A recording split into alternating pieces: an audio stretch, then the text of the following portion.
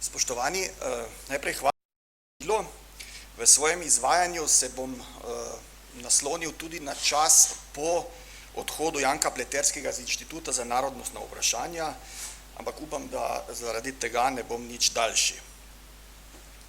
Spoštovani, obeleževanje 100. obletnice rojstva Janka Pleterskega, rojen je bil 1. februarja 1923, je v tesni povezavi z nastankom Manjšinskega inštituta, ki je nastal 1. februarja 1950 kot rezultat civilno-družbene pobude in iz potrebe po preučevanju in spremljanju statusa in položaja slovenskih narodnih skupnosti, ki so po Versajskem miru ostala izven matične države oziroma narodnega telesa.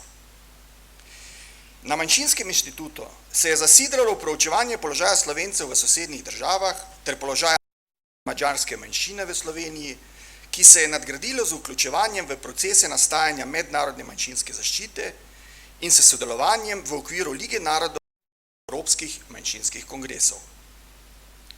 Po prekinitvi v času okupacije je bil januarja 1944 v bazi 20 v Kočevskem Rogu nastavljenega in političnega vodstva slovenskega partizanskega gibanja ustanovljen institut, ki je kot edina tovrstna institucija v okviru Evropskega antifašističnega odporništva nadaljeval delo predvojnega Manjšinskega inštituta in predvsem pripravljal gradiva za odprta mejna vprašanja po koncu vojne.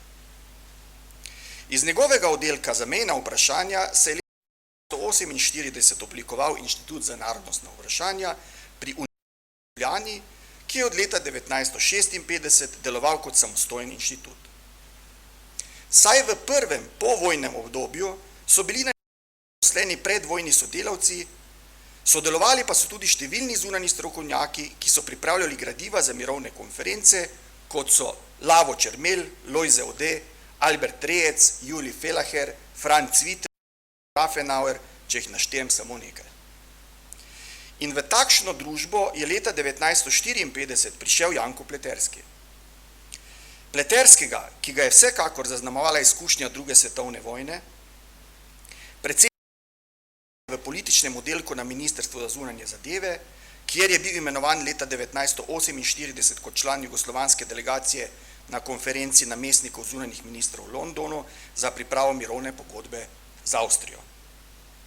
Na zunanjem oddelku je deloval v avstrijskem oddelku ali referatu, kjer je prišel v stik s tako imenovanim koroškim vprašanjem in nekaterimi slovenskimi zgodovinarji, ki so pomagali pri pripravah strokovnega gradiva in elaboratov za mirovno konferenco. V sklopu tega dela se je seznanil s Franom Cvitrom, ki je strokovno, pa tudi pri poteku zaposlitvene poti pomemben vpliv. Zasledimo njegove prve ocene zunanje situacije glede Koroške ter analize, ki odražajo širši interdisciplinarni pogled na razumevanje politične stvarnosti.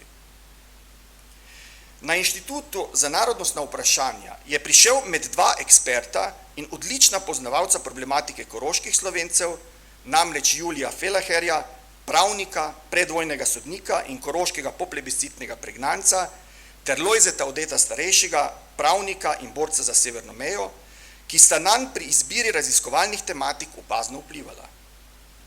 Rezultat je bila zaključna z naslovom Politični profil koroškega časopisa Mir 1822-1920, ki je bila leta 1957 nagrajena študentsko Prešernovo nagrado Univerze v Ljubljani. Proučevanje časopisov koroških Slovencev v Avstriji je 30 letja kasneje nadaljeval Avguštin Male.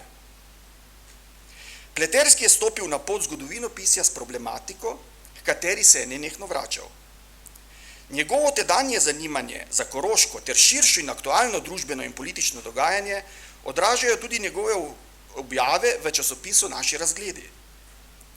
Pleterski se v 50. letih 20. stoletja posveča analizi razvoja koroškega vprašanja v okviru Socialdemokratske stranke v Avstriji, pretresa koroških Slovencev po podpisu državne pogodbe o obnovi neodvisne in demokratične Avstrije oziroma avstrijske državne pogodbe in same pogodbe ter člena 7 za koroške Slovence ter v drugi polovici 50. let, ko se začne pogrom zoper dvojezično šolstvo na Koroškem, začne pomenom pouka materinščine za slovensko narodno skupnost. Leta 1960 začne na inštitutu izhajati revija Razprave in gradivo in Pleterski v številki 2 objavi študijo o manjšinski zakonodaji na Koroškem po drugi svetovni vojni, kjer naniza akrobacije Republike Avstrije glede določitve obsega in kvalitete manjšinskih pravic ter z avstrijskim prilagajanjem zoževanja nabora varovalnih instrumentov, ki bi naj služili manjšini. Krona je seveda likvidacija, kot se izrazi Pleterski, dotedanjega dvojezičnega šolstva na Koroškem konec 50. let 20. stoletja in okrnjena pravica do slovenščine kot sodnega jezika v različnih sodnih okrajih. V tretji številki inštitutske revije leta 1963 Pleterski objavi poglavje iz dizertacije z naslovom Gospodarski faktorji narodnega in političnega usmerjanja kmečkega prebivalstva na slovenskem 1848-1914. V prispevku socialno strukturo podeželja na Koroškem pojasni razloge za uspehe internacionalno usmerjene koroške socialdemokracije v začetku 20. stoletja, ki pri etnizaciji ima iz bazena nekmečkega prebivalstva, ki ga tradicionalni del vodstva koroških Slovencev ne uspe nagovarjati. Leta 1960 se ekipi tako imenovanega oddelka na Inštitutu za narodnostna vprašanja pridruži Tone Zorn in skupaj z Lojzetom Odetom, ki je bil sicer leta 1956 predstavljen v Narodno univerzitetno knjižnico, tako ti trije predstavljajo jedro proučevanja koroške problematike v povezavi z inštitutom.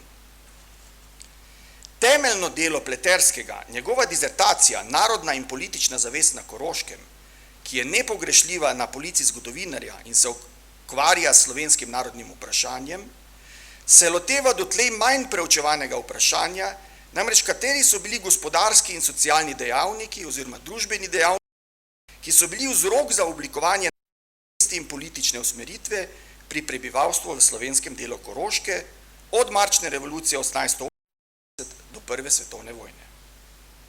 Dizertacija, ki jo je pripravljal pod mentorstvom Frana Cvitra in jo zagovarjal leta 1963, je nekako nadaljevanje problematike in metodologije Cvitrovega dela Koroško vprašanje iz leta 1937. Kot poznavalec takratnega položaja slovenske narodne skupnosti na Koroškem je v raziskavi razčlenil vzroke, ki so kazali na pretekle razloge dogajanje in stanje na Koroškem glede slovenske manjšine. Njegove izpostavitve, ki izpostavljajo delovanje in pomen liberalnega delovanja na Koroškem, odsotnost ali kratkotrajnost slovenskega liberalnega nastopa, zorenje delavskega gibanja in njegovega razmerja do Slovencev na Koroškem, ter predvsem delovanja in razmerja koroške socialne demokracije do narodnega vprašanja, so prinašala v sredini 60. let 20. stoletja nova dognanja, ki jih je Pleterski skozi dognanja še utrdil. Naprimer, njegova analiza plebiscitne odločitve prebivalcev plebiscitne cone A. Z analizo in združevanjem primerjanjem ugotovitev v drugih slovenskih pokrajinah Pleterski preko gospodarskega in splošnega družbenega razvoja, vključujoč popise in rezultate deželnih in državnozborskih volitev na Koroškem, pojasnjuje nastajanje družbene skupnosti oziroma vzroke nastanka narodne in idejno-politične zavesti. Pri tem posebej izpostavlja škodljivost izključno klerikalnega značaja političnega vodstva na Koroškem. Ugotavlja tudi, da so bili duhovniki edini slovenski izobraženci, ki so bili poklicno v stiku s slovenskim prebivalstvom in pri tem ohranjali slovenski značaj podeželja. Poda zanimiv primer o odnosu dela slovenske inteligence na Koroškem do slovenskega narodnega gibanja in njegovi miselnosti iz slovenskega glasnika leta 1858. Jožef Štefan, pozneje sloveči fizik, je tedaj v pismu iz Celovca, objavljenem v slovenskem glasniku, opozarjal na neugodne razmere za Slovence na celovški gimnaziji in pisal, navajam: toliko smo videli, da je Slovencev premalo na višjih šolah, toliko vemo, da jih je mnogo med njimi, katerim se bode nepotrebno zdelo pečati se slovensko rečjo. Koliko bode pa voljo prihodnosti naše? Tolažim, da naša ljuba deželica Koroška ne izgubi ničesar, ako bo da je tolarjev dosti, naj se štejejo nemški ali slovenski, saj je Slovanov še drugod dosti, če ne preveč. Konec navedka. Vzrok takšne misli mladega gimnazijca išče Pleterski v odsotnosti družbene povezanosti Slovencev in v šibkem razvoju kapitalizma in s tem povezanosti zgodovinsko in fevdalno razkosanega slovenskega ozemlja. Proces, ki ga šele kasneje in natančneje za koroške razmere opredeli Andreas Morič in je v tem času v zgodnejši fazi, pa je po njegovem vzrok, občutko o nujni potrebi po prvobitnem kopičenju kapitala, da je rahla vest slovenske narodnosti kot komaj nastajajoče družbene skupnosti še vse premalo učinkovita, da bi mogla preseči učinkovitost tradicionalne slovenske osnove in zato ta miselnost v slovenstvo ne vidi dosti več kot pa čustveno, moralno in kulturno vrednoto. To je enaka miselnost, kot je bila tista, zaradi katere so leta 1848 tudi slovenski poslanci v Štajerskem deželnem zboru soglasno sklenili, da je Štajerska nerazdružljiva, da ne bi kupčijstvo zastalo. Konec navedka. Odlično delo je leta 1960 išlo pri Slovenski matici in pomeni z nekaterimi deli Lojzeta Udeta in Toneta Zorna za okrog pogleda na nekatere družbene pojave na Koroškem in posledice, ki so jih ti pojavi imeli stanje narodne skupnosti na Koroškem. Za študijo je isto leto prejela Borisa Kidriča, v nemškem jeziku pa je bila prevedena monografija, torej prevedena monografija je šla leta 1996 pri Celovški Dravi. V naslednjih se Pleterski posveča različnim družbenim problemom tako na Koroškem kot tudi širše. Ostaja zvest časopisu Naši razgledi in v različnih revijah objavi nekaj pomembnih študij, ki se ukvarjajo z mejnim vprašanjem po drugi svetovni vojni, popisi prebivalstva na Koroškem in se v polovici 60. let obenem posvečati tudi jugoslovanskim problemom, ustanovitvi jugoslovanske države in nacionalnemu vprašanju širše v Jugoslaviji. Leta 1970, ob 50. koroškega plebiscita, skupaj Lojzetom Udetom in Tonetom Zornom uredi zbornik Koroški plebiscit, ki velja za staro o okovanju Versajskega miru in njegovih posledicah za koroške Slovence v letih 1919-1920. V zborniku je prispeval 3 razprave: Slovenska Koroška pred Prvo svetovno vojno, Koroški Slovenci pred Prvo svetovno vojno in o prvinah in značaju odločitve. Delo je šlo na pobudo Inštituta za narodnostna vprašanja, izdala Slovenska matica. Okoli leta 1908 pride do spremenjenega pogleda in večjega zanimanja avstrijskih zgodovinarjev za problematiko koroških Slovencev. Prelom zgodovinarjev Hansa Hasa in Karla Štulfarjerja Österreich und seine Slovenen, ki pomeni prepad raziskovalnega pogleda na zgodovino koroških Slovencev v 20. stoletju med Dunajem in Ljubljano. Leta 1991 danes že omenjeni izdani zbornik Kärnten Volksabstimmung 1920 Pleterski označi kot razveseljivo novost in je to prvi korak na poti izničenja načela Sloveni kanon leguntur, ki je dotedaj v pisočih zgodovinarjih. Leta 1970 Pleterski sodeluje pri izidu enega izmed temeljnih del za spoznavanje položaja koroških Slovencev med obema vojnama, namreč spominov Franca Petka, slovenskega politika in narodnega delavca, ki je sodeloval pri poplebiscitni obnovi slovenske politične in gospodarske organizacije na Koroškem, ter vplival na njo tako, da je razširila politično agendo koroškega slovenskega političnega vodstva. Pleterski je pripravil tekst in napisal opombe, pri katerih je sodeloval tudi Tone Zorn. Že omenjeni prispevek o prvinah in značaju plebiscitne odločitve je kot samostojna publikacija leta 1980 išla tudi v nemškem prevodu v Celovcu. K tej problematiki se Pleterski vrne tudi v delo Der ungleiche Grenzstreit, ki je leta 1983 išlo v Celovcu in pri predavanjih o plebiscitu na Univerzi v Celovcu v letih 1980 in 1981. Večdesetletne raziskave in številne na temo plebiscita in plebiscitne odločitve, ki so poglobile in dopolnile vedenje o koroških Slovencih in njihovih problemih, ter jih umestila slovensko proučevanje narodnega, je zaokrožila razprava poskus enciklopedične razlage gesla o koroškem plebiscitu v avstrijskem leksikonu, ki je šla v zgodovinskem časopisu leta 2002, ter leto na vrhu, ki sta jo v obeh jezikih izdala inštitut in zgodovinski časopis z naslovom Koroški plebiscit 1920. V njej Pleterski da je s tem, ko se je mirovna konferenca odločila za plebiscit na Koroškem, ta predstavila načelna izhodišča glede državnih meja, ki naj bi bile skladne z jezikovnimi. Tako odločanje o meji ni imelo značaja reševanja narodnega vprašanja, temveč glasovanja prebivalstva določenega ozemlja o poteku državne meje med dvema novima sosednjima državama. Njegova analiza rezultatov plebiscita v coni A kaže, da se je večina slovensko govorečega prebivalstva, 59,2%, odločila za skupno življenje Slovenci v kraljevini SHS. Za življenje v Republiki Avstriji je glasovala manjšina slovensko govorečih, okoli 40,8%. Ta manjšina, približno 10.000 glasov, slovensko govorečih prebivalcev, predvsem socialdemokratsko in liberalno usmerjenih, plebiscitne cone A, torej je omogočila avstrijski strani doseči tisto večino, ki je odločila o državni pripadnosti vseh. Vzroke takšnega odločanja pa iščejo razvoj odnosov med obema narodoma na Koroškem, v njihovem kulturnem in političnem razvoju in kot posledico izrazite germanizacije slovenskega prebivalstva. Poseben aspekt ostaja narodnost velikega dela prebivalstva, nedokončan proces tako imenovanja narodovanja slovenske strani na Koroškem, ki ga sicer preučuje kasneje tudi nekateri drugi zgodovinarji.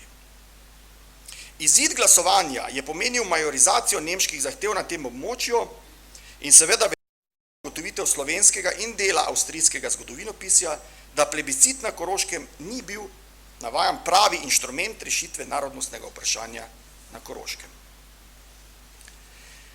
Število položaja koroških Slovencev je leta 2000 dodal še knjigo 1945-1976, izid je omogočil Inštitut za narodnostno vprašanje ob svoji 75-letnici ustanovitve, v kateri so zbrani spisi in študije o Slovencih v Avstriji, o odnosu avstrijske države in slovenske politike do njih, o mednarodnih vidikih zaščita slovenske manjšine v Avstriji, ter o vplivu problematike na odnose med Republiko Avstrijo, ki so večinoma nastali v času, ko je bil Pleterski zaposlen na Inštitutu za narodnostno vprašanje. Tudi to delo je bilo prevedeno. Prehod Pleterskega v začetku leta 1970 na Filozofsko fakulteto Univerze v Ljubljani, kjer je predaval zgodovino Slovencev, je pomenilo tudi vsebinsko krivuljo zanimanja.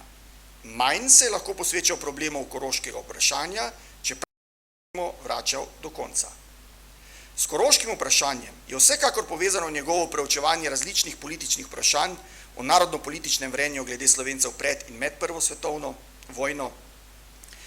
Prav tako pa je s tem povezana tudi objava o političnem preganjanju Slovencev v Avstriji 1914-1917 za objavo dveh zveznih virov poročil vojaške in vladne komisije. Vrsta posameznih razprav o tem je z